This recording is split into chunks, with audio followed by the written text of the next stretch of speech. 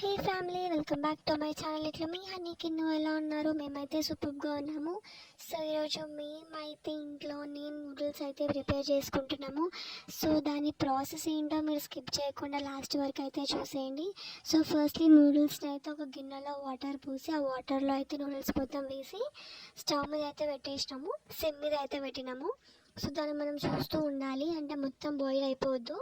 So దీని process ఎట్లా ఉంటుంది అంటే, మనము అన్నం అయితే ఎట్లా వండుతామో సేమ్ ఇది కూడా అట్లానే ఉండాలి. దీంట్లో నుంచి కూడా మనం వాటర్ని మొత్తం తీసేసేయాలి. సో మధ్యలో మనం మొత్తం దాన్ని కలుపుతూ ఉండాలి. బికాజ్ మనం టెస్ట్ చేయాలి, లైక్ అవి మొత్తం బాయిల్ అవుతున్నాయా, హాఫ్ బాయిల్ అయ్యాయా, ఎలా ఉన్నాయి అని చెప్పేసి కలుపుతూ ఉండాలి. సో ఇంకా అది అవుతున్న ప్రాసెస్లో నేనైతే పక్కన ఒక ప్యాన్ తీసుకొని ఆయిల్ అయితే వేసేసుకున్నాను. సో కొంచెం ఆయిల్ హీట్ అయ్యాక దాంట్లో ఆవాలు, జీలకర్ర, ఇంకా ఆనియన్స్ అయితే వేసేసి కలుపుకుంటున్నాను. అవి కొంచెం రెడ్డిష్ బ్రౌన్ కలర్ అయ్యే వరకు అయితే కలుపుకోవాలి. సో ఆనియన్స్ కొంచెం రెడ్డిష్ బ్రౌన్ అయ్యే వరకు నేనైతే ఇంకా పక్కన ఇది చూస్తూ ఉన్నాను. బికాస్ ఇంకా వంపే టైం అయితే వచ్చేసింది. సో చూస్తున్నారు కదా, మొత్తం అయితే బాగా కలిపేసి ఇంకా వంపేసినాను. ఇంకా పక్కన అయితే ఇంకా ఆనియన్స్ అయితే రెడ్డిష్ బ్రౌన్ కలర్లో అయితే ఎగుతున్నాయి. సో ఇంకా నేనైతే మిర్చి ఇంకా గార్లిక్ అయితే మొత్తం చిన్న చిన్న పీస్ లాగా అయితే కట్ చేసేసుకున్నాను. ఇంకా కొత్తిమీర, కరివేపాకు కూడా కట్ చేసుకొని వాటర్లో అయితే వేసేసి పెట్టుకున్నాను. చూస్తున్నారు కదా, ఇంకా ఎమ్మటే తీసి వేసేసేలాగా. సో నాకైతే ఇలా ఈజీ అవుతుందని చెప్పేసి నేనైతే ఇలా చేసుకుంటాను గైస్.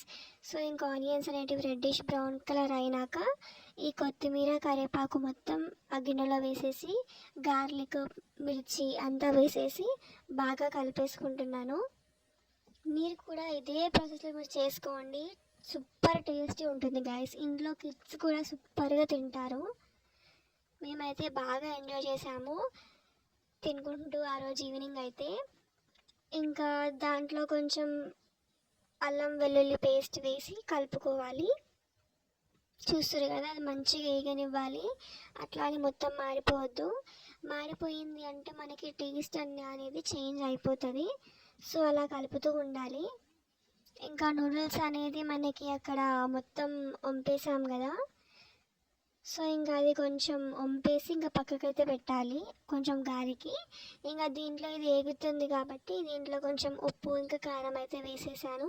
ఇంకా ఇందాక మనము వాటర్ వంపేసిన నూడిల్స్ని మొత్తం దీంట్లోకి వేసేసుకొని బాగా అయితే కలిపేసుకుంటున్నాను. కొంచెం అయితే మెత్తగా అయినాయి గాయస్, బట్ మీరు చేసుకునేటప్పుడు అయితే వెంబటే వాటర్ వంపగానే నెక్స్ట్ ఒక 2-3 మినిట్స్లో అలా వేసుకునేలాగైతే చూసుకోండి. నేనైతే ఒక 10 మినిట్స్ అట్లా అయింది నాకు. సో చాలా మెత్తగా అయిపోయాయి అవి. సో అందుకే మీరు కొంచెం చూసుకోండి, లైక్ ఎక్కువ బాయిల్ కూడా అయ్యాయి అంటే ఎక్కువ టైం అంటే ఎక్కువ బాయిల్ అయ్యాయి అని చెప్పేసి అర్థము. ఇంకా నూడిల్స్ని కూడా మొత్తం చేసేసి మొత్తం అయితే కలిపేసుకుంటున్నాము. ఇంకా చుట్టూరా కొంచెం ఆయిల్ అయితే వేసేస్తున్నాను, ఎందుకంటే కింద అడుగు అంటకుండా ఉండాలని. ఇంకా బాగా అయితే కలిపేసి ఇంకా నూడిల్స్ మసాలా అయితే తీసుకొని 2 నూడిల్స్ బండల్స్కి నేను 2 ప్యాకెట్స్ మసాలా అయితే వేసాను. సూపర్గా వచ్చింది గైస్ టేస్ట్ అయితే. అంటే ఆ ప్యాకెట్లో కొంచెమే ఉండే గైస్, మళ్ళీ మీరు అంతగానం యూజ్ చేస్తారా మీరు మసాలా ఫుడ్ అనేది అని చెప్పేసి అనుకోగలరు. సో కొంచెం అయితే ఉంది దాంట్లో. సో అలా వేసేసి ఇంకా సోయా సాస్ కూడా వేయాలి కదా, దాంతోనే కదా మనకి టేస్ట్ అయితే వచ్చేది. సో ఫైనల్గా బాగా కలిపేసి కొంచెం ఏగినాక సోయా సాస్ అయితే ఇది కూడా 2 ప్యాకెట్స్ అయితే వేసాను. చిన్న ఉంటాయి ఆ 2 ప్యాకెట్స్ మనకి, అవి 2 అయితే వేసి సూపర్గా కలిపేసాను గైస్. ఇంకా అది మొత్తం మంచిగా రోస్ట్గా అయితే కలిపాను. ఫైనల్గా మనకి నూడిల్స్ అయితే ప్రిపేర్ అయిపోయింది. మేమైతే బాగా ఎంజాయ్ చేసాము. సో మీరు కూడా ఇదే ప్రాసెస్లో చేసుకోండి అండ్ తినేసేయండి, బాగా ఎంజాయ్ చేసేయండి. అండ్ ఈ వీడియో మీకు ఎలా అనిపించిందో నాకైతే కామెంట్ సెక్షన్లో కామెంట్ చేసేయండి. మరిన్ని వీడియోస్ కోసం సబ్స్క్రైబ్ చేసుకోండి. Thank you.